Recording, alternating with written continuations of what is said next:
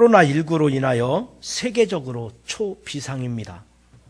그러나 우리나라는 가장 위험한 나라인 것 같았지만 그래도 어느 정도 진정 국면이 접어들고 그리고 많은 사람들이 애써 수고하는 가운데 좋은 날이 속히 오리라고 믿습니다. 여러분, 우리나라를 한번 생각해 보십시오. 위기관리 능력이 아주 탁월한 나라가 아니겠습니까? 넘어질 것 같지만 넘어지지 않고 망할 것 같지만 망하지 않는 나라.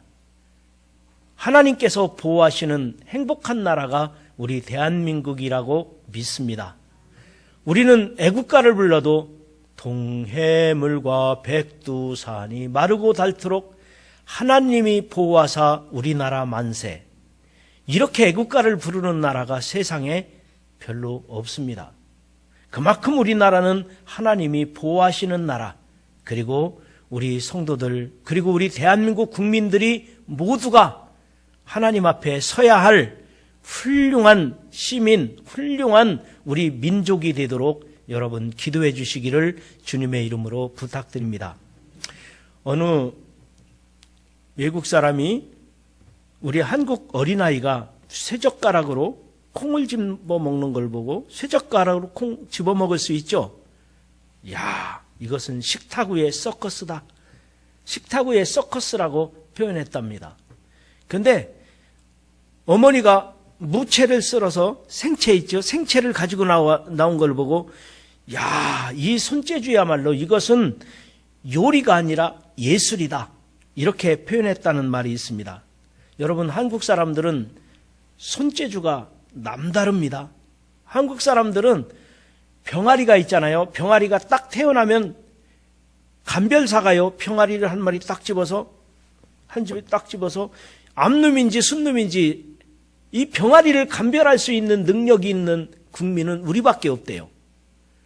그러니까 우리 대한민국은 손재주가 그리고 촉각이 남다르게 발달한 민족이기 때문에 우리가 핵무기를 개발 안 해서 그렇지 핵무기 충분히 만들 수 있어요.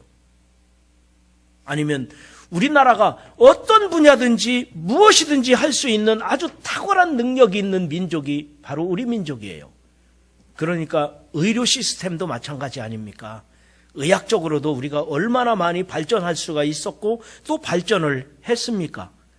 그래서 우리나라는 여러 면으로 봐서 앞으로 인공위성을 쏘아 올리고 우주 개발을 하고 손재주가 남다르기 때문에 무엇을 하더라도 잘할 수 있는 나라가 우리나라라는 사실을 우리 한번 이번 기회에 깨닫고 오히려 하나님께 감사를 드리는 것입니다. 여러분, 우리 대한민국의 손재주가 너 나 할 것 없이 쇠젓가락으로 콩을 집어먹는 건 별것도 아니에요. 저는 꾀도 집어먹거든요. 이런 위대한 능력을 가진 대한민국의 국민들의 손재주가 얼마나 훌륭합니까? 그런데 여러분, 사람의 손재주가 하나님의 손재주와 비교나 되겠습니까? 하나님의 능력이 하나님의 손길이라면 사람의 손길과 비교할 수 없는 것입니다. 그런데 오늘 성경 말씀에 보면 예수님께서 손을 대시면 예수님께서 손을 대시니 예수님께서 손을 잡아 일으키시니 라고 말씀하시면서 예수님의 손, 예수님의 능력, 예수님께서 손 대시니 일어난 사건들을 오늘 성경 말씀에서 자세하게 말씀하고 있는 것입니다. 여러분, 오늘 본문 말씀은 갈릴리 지방의 가버나움에서 일어났던 일입니다. 이 갈릴리 지방의 가버나움은 성경에서 자주자주 등장하는 지역, 베드로가 살던 집, 예수님이 자주 나타나셨던, 함께 하셨던 곳이 가버나움이었습니다. 그런데 이 가버나움에는 베드로의 집이 있었는데요. 베드로는 아마도 마가복음에 보니까 시몬 베드로와 그의 동생 안드레가 같이 살았다. 그것을 보니까 아마 베드로는 이미 결혼을 해서 가족이 있었고요. 장모님을 모시고 살았는데 그곳에 그의 동생 안드레도 같이 살았던 것을 볼 수 있습니다. 그런데 이 장모님이 계셨는데 그 베드로의 집에, 장모님이 계신 그 베드로의 집에 예수님께서 가시게 된 거예요. 그런데 베드로의 장모가 열병으로 누워 있었습니다. 열병으로 누워있을 때 예수님께서는 그 베드로 장모에게 손을 잡으시며 그가 나음을 입었는데 낫게 되니까 일어나서 그리고 예수님께 수종 들더라. 이게 오늘 본문의 말씀의 핵심인 것입니다. 여러분, 예수님께서 손을 대시면, 예수님께서 손을 잡아주시면, 예수님께서 우리와 함께 하시면 어떤 병이라도 어떤 상황이라도 고침받게 된다는 사실을 믿으시기를 바랍니다. 예수님이 손을 대시면, 예수님께서 손잡아 일으켜 세워주신다면, 예수님께서 함께 하신다면 우리가 상처받은 심령도 되살아나게 될 줄 믿으시기 바랍니다. 상처받은 우리 대한민국 사회가 치유되어야 할 것이며, 상처받은 우리 대한민국이 모두가 회복되어야 할 것이며, 그리고 우리 성도들의 마음이 얼마나 상했습니까? 정부가 코로나로 인하여 예배드리는 것 금지해달라, 아니면 또 우리 주변에 확진자가 있어서 동선이 이렇다, 안내 문자를 받을 때마다 가슴이 덜컹덜컹하고 뉴스를 들을 때마다 우리들이 얼마나 눈물을 흘리며 국가를 위하여, 눈물을 흘리며 사회를 위하여, 우리 성도들을 위하여 기도하겠습니까? 살아계신 하나님, 이 시간에 우리 대한민국을 손잡아 주십시오. 상처받은 많은 심령들, 그리고 고통당하는 우리 성도들과 국민들을 주님 사랑의 손길로, 능력의 손길로 잡아 주십시오.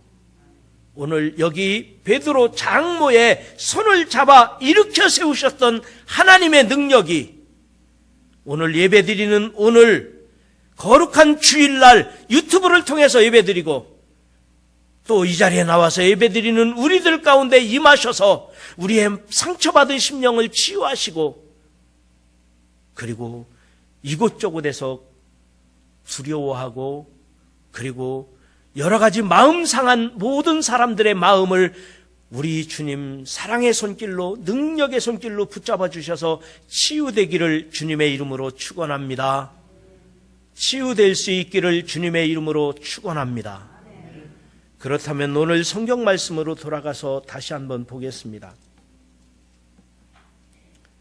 오늘 성경 말씀에 보면 예수님께서 만지시니 모든 병이 떠나가고 일어났다고 성경은 말합니다.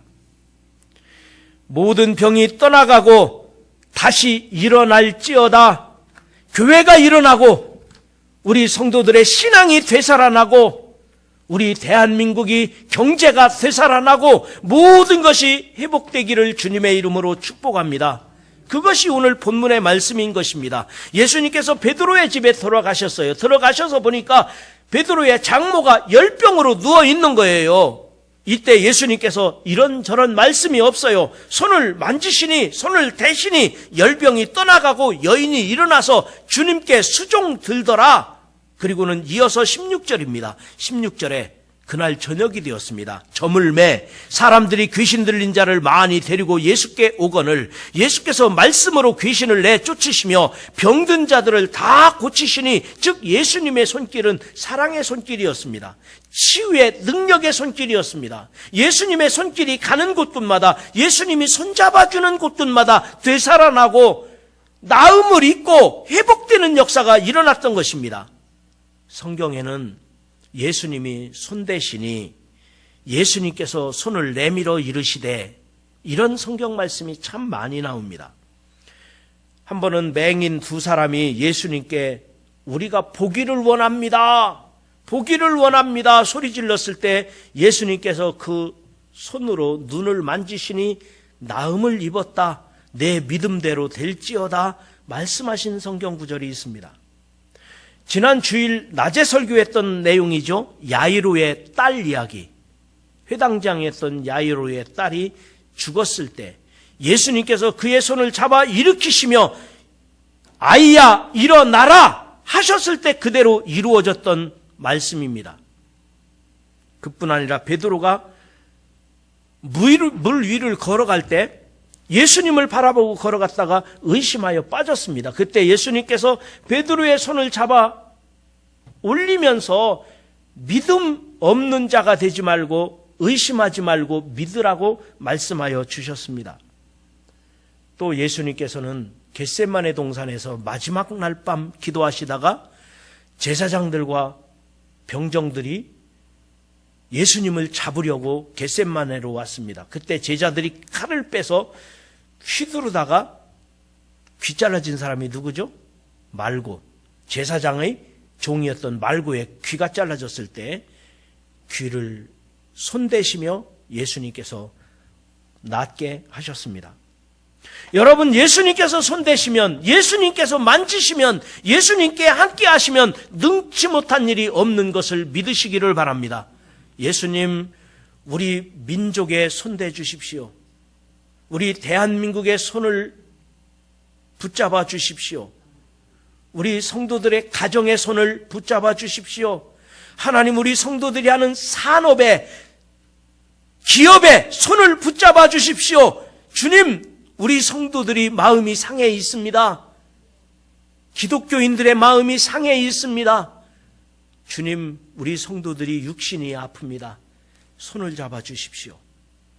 예수님의 손에 붙잡히면, 예수님의 손을 대시면, 예수님께서 손을 내미시면 우리는 누구든지 되살아나게 된다는 사실을 믿으시기를 바랍니다.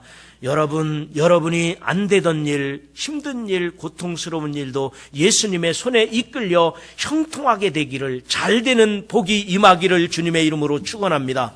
예수님이 만지시면 예수님의 능력이 손입니다. 예수님이 만지시면 가장 좋은 상태로 원상 회복된다는 사실도 믿으시기를 바랍니다. 예수님이 손 대시면, 예수님이 손 잡으시면 안 되는 것도, 불편한 것도, 고통스러운 것도, 아픈 것도, 상처받은 것도 원상으로 돌아갈 수 있는, 정상으로 회복될 수 있는 능력이 있음을 믿으시기를 바랍니다. 그래서 오늘 우리는 주님께 간절히 사모합니다. 주님, 주님의 손을 기다립니다. 내 손 잡아 주십시오. 주님의 손길을 갈망합니다. 우리에게 손 내밀어 주십시오. 주님의 손이 우리 민족에게 임하기를 원합니다. 우리 가정에 주님의 사랑이 임하기를 원합니다. 주님의 손길이 우리 자녀들에게, 우리 어린아이들에게, 아니면 주님의 우리 백성들에게 주님의 간절한 손길을 원합니다. 치유의 역사가 임할지어다. 하나님의 치유의 역사가 이루어지기를 주님의 이름으로 축원합니다. 열왕기상 19장에 보면 엘리야 선지자 이야기가 나옵니다. 엘리야는 능력 있는 선지자였습니다. 그런데 이 엘리야 선지자도 한때는 낙심할 때가 있었습니다. 엘리야 선지자도 탈진할 때가 있었습니다. 번아웃된 겁니다. 그래서 로담나무 그늘 아래서 하나님, 나 차라리 죽는 게 낫겠습니다. 나 죽는 게 낫겠습니다. 그 로뎀나무 그늘 아래서 기대고 있었을 때 하나님의 사자가 엘리야를 어루만졌습니다. 그리고 먹을 것을 주었습니다. 그래서 하나님의 손길이 그를 어루만졌고 먹을 것을 주었을 때 그것을 먹고 새 힘을 얻어서 자고 있는데 다시 하나님의 사자가 임하셔서 어루만지는 걸 느꼈습니다. 어루만지는 것을 느끼면서 그는 다시 새 소망이 생기게 되고 다시 용기가 생기게 되어서 담대하게 하나님의 능력의 말씀을 선포하는 선지자가 되었던 것입니다. 오늘날 우리들도 마찬가지예요. 코로나19 때문에 내가 믿음이 있는 것 같았는데, 내가 어떤 때는 능력 있는 교회라고, 반석교회가, 아니면 내가 복음 전하는 사명이 아주 탁월한 사람인 줄 알았는데 교회도 속수무책이고 정부도 속수무책이고 사회가, 경제도 싹 멈춰버리고 모두가 다 이렇게 돼버리고 말았던 거예요. 그러나 엘리야 같은 위대한 선지자도 그랬다고 생각을 해보면 우리 믿음이 좀 조금 넘어진 김에 쉬는 수도 있죠. 우리 믿음이 좀 나약한 것 같지만 아주 완전히 망한 게 아니에요. 주님이 손길이 임하면, 엘리야를 어루만지셨던 하나님께서 오늘 나를 어루만지시면, 주님께서 내 손 잡아주시면, 주님께서 손대시면 내 믿음이 회복된 줄 믿으시기 바랍니다. 내가 다시 살게 된다는 사실도 믿으시기를 바랍니다. 그래서 우리는 간절히 기도하는 거예요. 주님, 내 손 잡아주십시오. 주님, 우리 민족을 붙잡아 주십시오. 주님, 우리 가정을 붙잡아 주세요. 우리 자녀들을 붙잡아 주세요. 연로하신 우리 어르신들을 붙잡아 주세요. 행여나 여러분 중에 고통당하시는 분이 계십니까? 육신이 약한 분이 계십니까? 주님이 나를 붙잡아 주시면 낫게 될 것을, 회복하게 될 것을 믿으시기를 바랍니다. 주님의 이름으로 명하노니, 예수 그리스도의 이름으로 명하노니, 주님의 손길이 우리 가운데 닿는 사람들마다, 주님의 손길이 우리에게 미치는 사람들마다 우리가 다시 회복되고 새 힘을 얻고 승리하게 되기를 주님의 이름으로 축원합니다.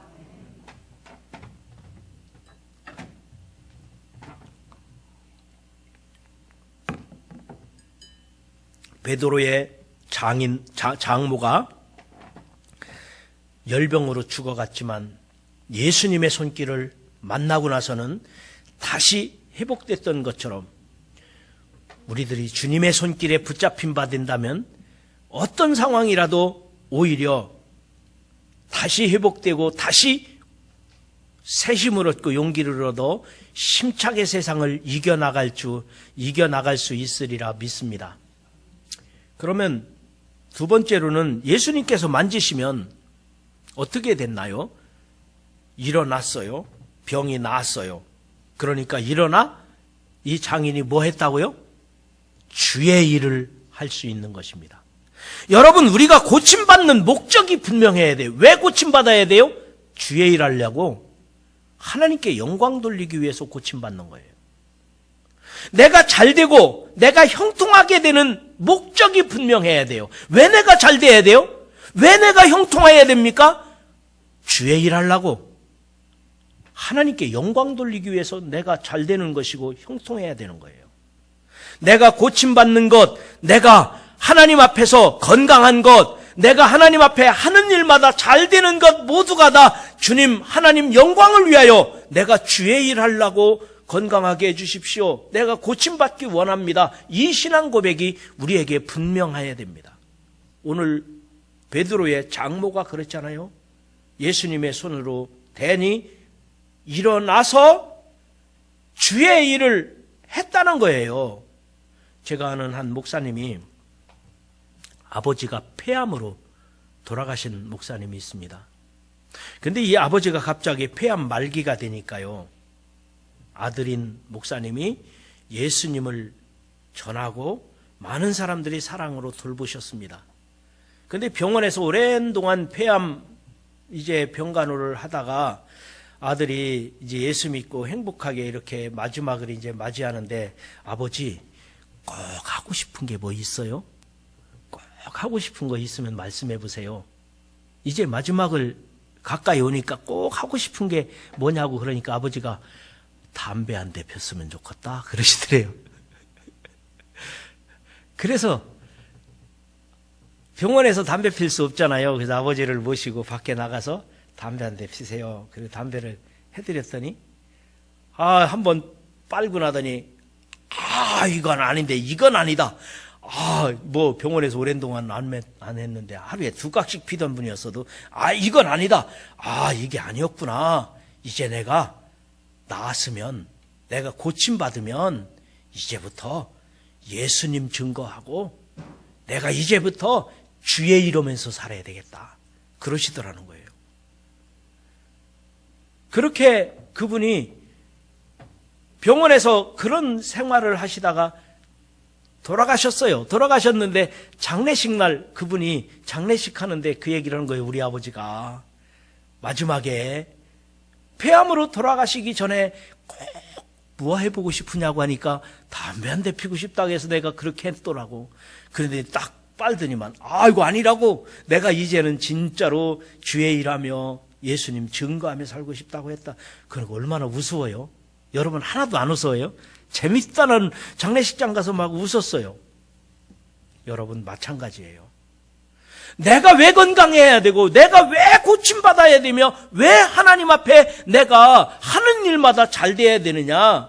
목적이 분명해야 된다는 거죠. 주의 일하게 하나님께 영광 돌리기 위해서 이것이었던 것입니다. 여러분, 조폭이라고 있잖아요. 조직폭력배들이 교도소를 천국이라고 생각한답니다. 그러니까 사고치고 나면 대부분 조폭들이 뭐라고 그래요? 형님, 제가 들어가겠습니다. 제가 들어가겠습니다. 서로가 자기가 들어가려고 한대요. 왜 그래요? 뭐 조폭 두목한테 맞지 않고도 낫겠죠. 맞는 것보다 낫잖아요. 감옥에 들어가면. 그리고 거기 들어가면은 사기꾼들, 도둑놈들이요, 이 조폭들한테 얼마나 잘해주는지 거기가 천국이라는 거예요. 그래서 사고치고 나면 서로가 내가 들어가겠습니다. 제가 들어가겠습니다. 그런다는 거예요. 왜 그러냐면 우리들은 언제나 주의 일하는 데 목적이 있다면 생각이 달라요. 세상 사람들하고. 조폭도 생각이 다르고 세상 사람도 다르잖아요. 그러나 우리들은 무슨 일을 하더라도 내가 왜 나서야 되느냐, 내가 왜 건강해야 되느냐, 내가 왜 잘 돼야 되느냐, 주의 일하려고. 하나님께 영광 돌리기 위해서. 그래서 내가 건강해야 되고 내가 잘 살아야 되는 거 아니겠습니까? 우리는 목적이 분명한 거예요. 여기 베드로의 장모도 마찬가지였어요. 예수님께 수중 들었더라. 나는 이 말씀이 너무도 감동적이에요. 일어나서 고침 받고 나서 이제는 내 사명을 감당했다는 거예요. 내게 주어진 사명을 깨달았다는 것입니다.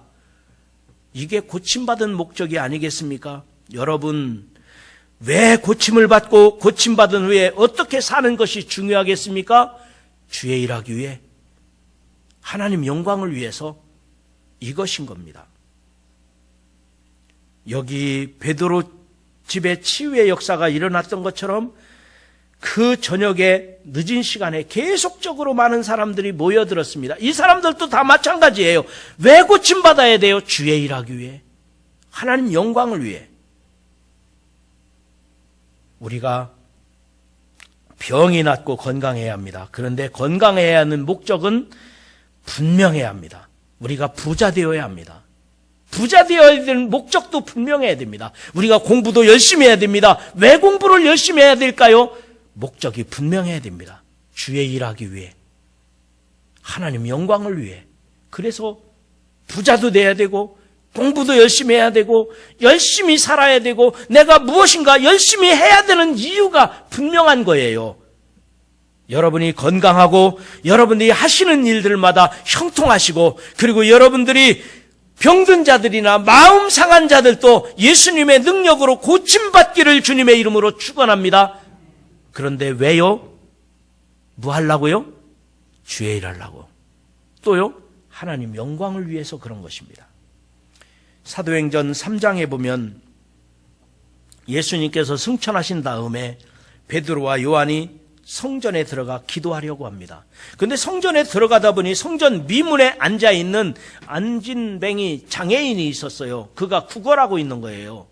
그래서 베드로가 은과 금은 내게 없거니와 내게 있는 것으로 내게 주느니 곧 나사렛 예수 그리스도의 이름으로 걸으라, 이렇게 선언했습니다. 그의 손을 잡아 일으키니 그 성전 미문에서 구걸하던 거린이 뻘떡 일어나서 어떻게 했을까요? 그가 일어나서 하나님을 찬미하며 기뻐하면서 성전에서 증언했다는 것입니다.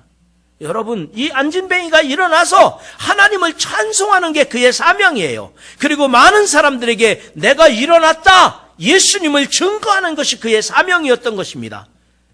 고침받았으면, 일어났으면 자기 사명을 감당하는 것입니다. 사도행전 9장에도 보면 욥바에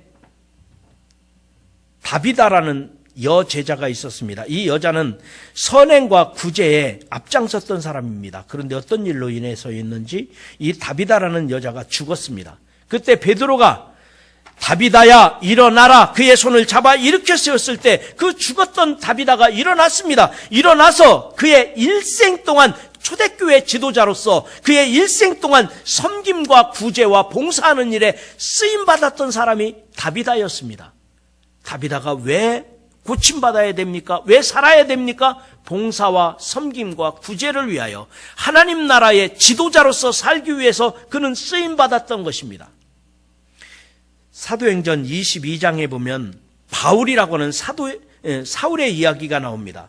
그는 예수님을 핍박하던 사람으로 다메섹으로 가고 있었습니다. 다메섹으로 가면서 예수 믿는 사람들을 잡아야지, 예수님 믿는 사람들을 반대하는 사람이었는데 다메섹 도상에서 다메섹으로 가다가 강한 빛을 보면서 예수님을 만났습니다. 그 자리에서 엎드러졌고 눈이 보이질 않았습니다. 그때 주의 음성이 들렸습니다. 다메섹으로 가라. 아나니아라는 사람을 만나 아나니아가 그의 눈에 손을 대고 기도하는 가운데 그가 눈이 떴습니다. 그 다음부터는 사람이 달라졌습니다. 이방의 복음을 전하는 사도로 변했던 것입니다. 여러분, 이 세상에 많은 사람들이 고침받기도 하고 이 세상에 많은 사람들이 잘되기도 하고 하는 일마다 형통하는 사람들이 많이 있습니다. 그러나 세상 사람은 그렇다 치더라도 우리 예수 믿는 사람들은 내가 하나님의 사람이라면 내가 건강한 것은, 내가 치료받는 것은, 내가 형통한 것은, 내가 잘되는 것은, 내가 열심히 공부하는 것은, 내가 열심히 일하는 것은 주님의 일하기 위해서, 하나님의 영광을 위해서 그 일을 하는 것입니다. 예수님께서도 세상에 계실 때 병든 자를 고치시고 새로운 사명을 우리에게 주셨습니다. 오늘날 우리들도 마찬가지입니다. 예수님께서 만지시면 일어나게 될 줄 믿습니다. 우리 나라도, 우리 가정도, 우리 자녀들도 예수님이 만지시면 형통하게 되는 것을 믿으시기 바랍니다. 그런데 일어나면, 형통하면 뭐 하라고요? 주의 일 하라고. 하나님 영광을 위해서 하라는 것입니다. 주님의 일꾼된 자로 고통과 아픔을 딛고 일어나 사명 감당할 수 있는 여러분 모두가 되기를 주님의 이름으로 축원합니다. 이제 말씀을 마칩니다. 예수님께서 나를 만지시면 나를 낫게 하시고 나를 일어나게 하시고 내가 예수님께 수종 드는 것을 믿으시기 바랍니다. 주님, 나를 고쳐주십시오. 주님, 우리의 상처받은 심령을 고쳐주십시오. 주님, 우리나라 사회가 병들고 국가적으로 어려움 당하는 수많은 사람들을 고쳐주십시오. 주님이 손잡아 주시면, 주님께서 손 대시면, 주님께서 만져주시면, 주님께서 함께 하시면 어떤 병이라도, 어떤 고난이라도 낫게 되는 것을 믿습니다. 그러나 우리가 왜 고침받고 왜 새 힘을 얻고 왜 정상으로 회복되어야 할까요? 주의 일하려고, 하나님 영광을 위해서. 여러분, 고침받고 이제는 주의 일하기 위해서입니다. 내가 섬기며 봉사하며 살기 위해서입니다. 저와 여러분이, 그리고 우리 대한민국이 치유되고, 그리고 치유된 다음에 그동안에 하지 못했던 수많은 일들을 더 열심히 할 수 있는 다짐과 각오가 이 코로나19 사태 가운데서도 우리 중에 있으시기를 주님의 이름으로 축원합니다.